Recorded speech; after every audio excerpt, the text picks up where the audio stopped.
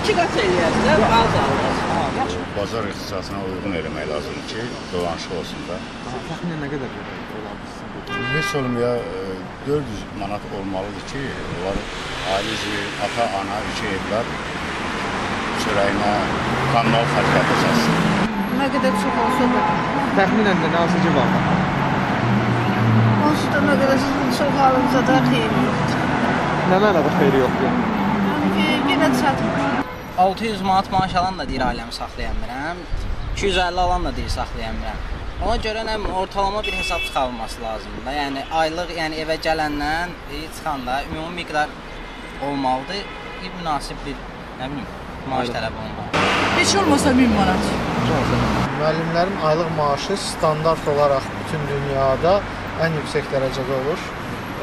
Dövlət məmurlarının ən yüksək kateqoriyası maaşı nedirsə, təəssüflər olsun Azərbaycanda bunun nə qədər olduğunu bilmirəm. Ondan az olmamaq şərti ilə olmalıdır. 500 manat. 500 manat. Bəli. Hardasa mənim təxminimcə stajdan asılı olaraq 500-600 manat arası olsa kifayət olar məncə. Çünki onların əziyyəti çoxdur. Yəqin ki 450 dollar olar.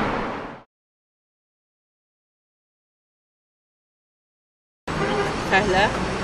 Məncə bu həkimlər və müəllimlər olsa daha yaxşı olur. En çok parayı kazananlar emektardır. En fazla emek veren ev kadınları, çocuklarına bakan doktor, hekim yani. Kim çox zəhmət çəkir ondan?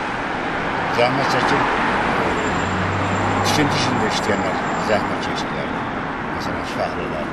Fəhlənin maaşı nə qədər yüksək olsa, o qədər işlərdə yaxşı işləyərlər. Müəllimlər, həkimlər məncə.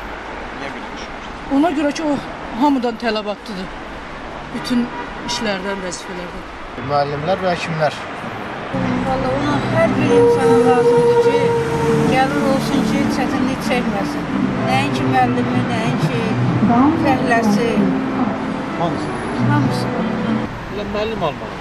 Niyə belə düşünürsünüz? Elə müəllim düşün ki, hər şeyi yetişdirən müəllimdir. Həkimlərlə müəllimlər.